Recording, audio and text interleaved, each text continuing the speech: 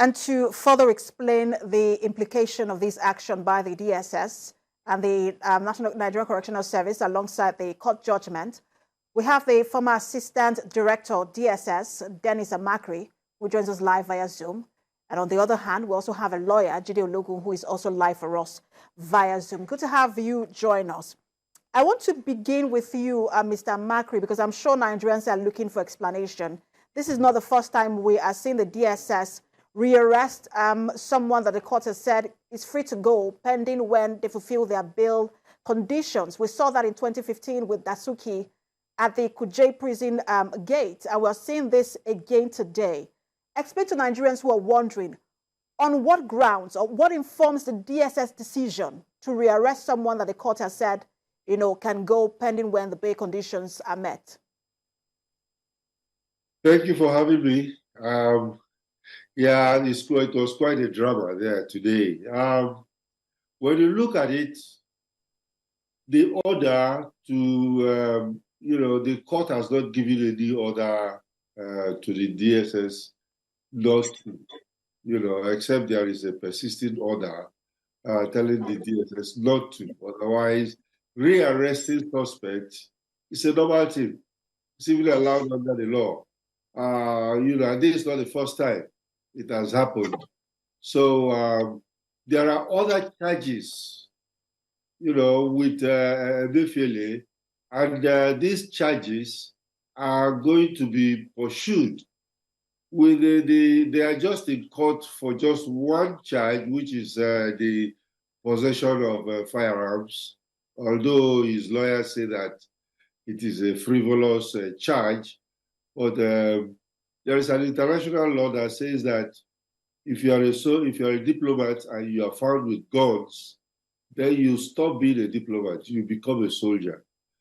So of course, remember that there are other charges on terrorism, financing that are hanging over this guy, and of course, they have to pursue it. There is no way they could have let this correctional services carry this man away, because they will let him go. In fact, if you listen very carefully, it was his lawyer that suggested it in the first place, that they would want him to be in the custody of the correctional services. Now, we know the correctional services. We know even Boko Haram has come there to break into their place and release people they have. And then, of course, this guy is a flight risk. It's a flight risk. So I think everything is in order today, for them to rearrest him. Let's take the conversation to Mr. Jide Ologun. I mean, you've listened to the former DSS assistant director there. He talked about how there's no way that the DSS would let Emefiele go, considering the fact that, look, they don't trust the NCS itself and their facilities, and that he's a flight risk. I want to get your thoughts on that statement and then your assessment of what played out today in court. Thank you very much. This is a serious indictment on the federal government of Nigeria if we come out to say that we do not trust the correctional facilities to operate with integrity. And that being on one side. Now, why did we submit to the jurisdiction of the court to interpret the laws and grant Emefiele bail? It's a bailable offense.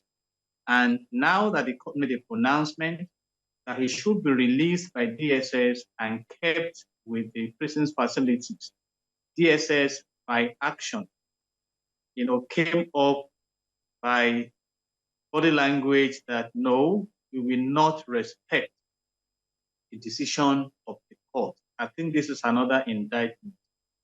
At the commencement of this tenure of our President and Commander-in-Chief, Bola Ahmed Tinubu, DSS was in Lagos to barricade the entrance to the EFCC office. And the president gave a command that, no, you cannot do that.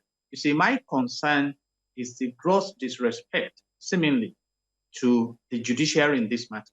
It's on record that there was no counter affidavit before by the federal government opposing the bill. And if you are saying that this is a flight risk, he's so powerful and he can intimidate the witnesses.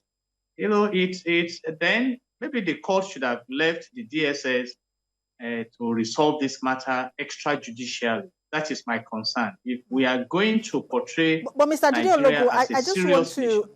apologies for jumping in, but I just want to. He says, you know, Mr. Makri said there is no part of that order where the court said that he cannot be rearrested.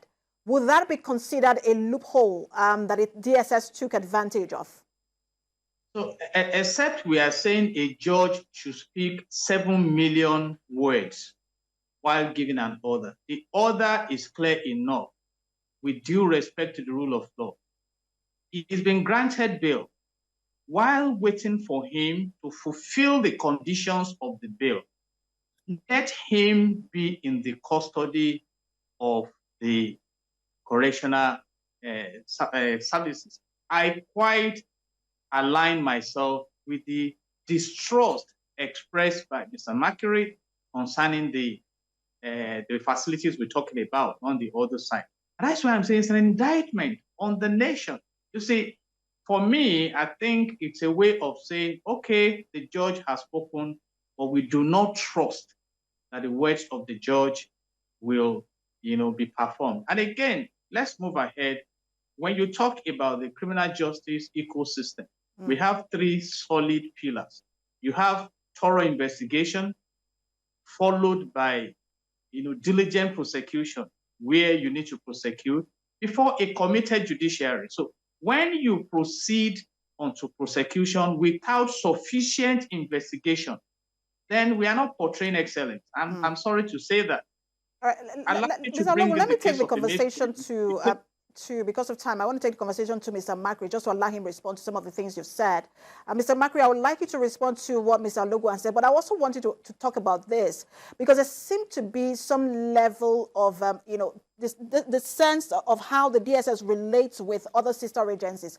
Mr. Ologu rightly mentioned, you know, how it took the president's intervention when the DSS, you know, occupied the office of the EFCC here in Lagos, and how the president had to intervene. And, you know, people wonder why the DSS has that kind of, you know, somewhat antagonistic relationship with sister agencies. Well, I'm sorry that you misread everything.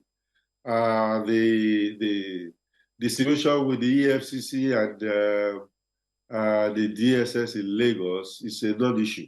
It's a non-issue, you know, because that particular premises belong to the DSS. And they have asked, the AFCC came there to ask if they could be there until they get their own building. You know, I don't know. We don't have to waste our time on this one anyway.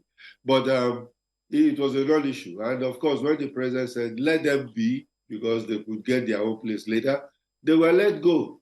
And let's be very careful when we're thinking about what the president says and didn't say. Because many people believe that the DSS is operating on their own. You know, the last time I was discussing this in a different fora, and I told them, I said, the DSS, the lawyers were after the DSS.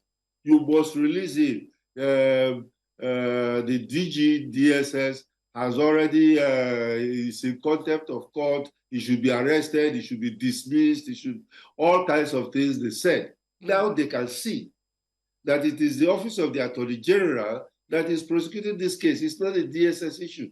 DSS is a custodian. It's a custodian. And when it comes to cases of national security, I think they are the ones to do it.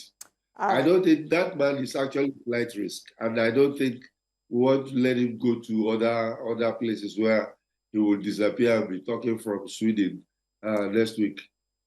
All right, thank you so much for talking to us, former Assistant Director, DSS, Dennis Makri. Thank you for having me. Let me just ask you, finally, Mr. Ologu, you know, the proper procedures and what you expect to happen from now, and then the implication that issues like this, you know, the sentiment around issues like this could you know, have on further cases that the DSS is pursuing. You know, my respectful position is that if the pronouncements of the courts will not be respected, then there may be no point approaching the court. We may just as well go ahead and use the executive fiat to carry out whatever we want to carry out. That is my concern.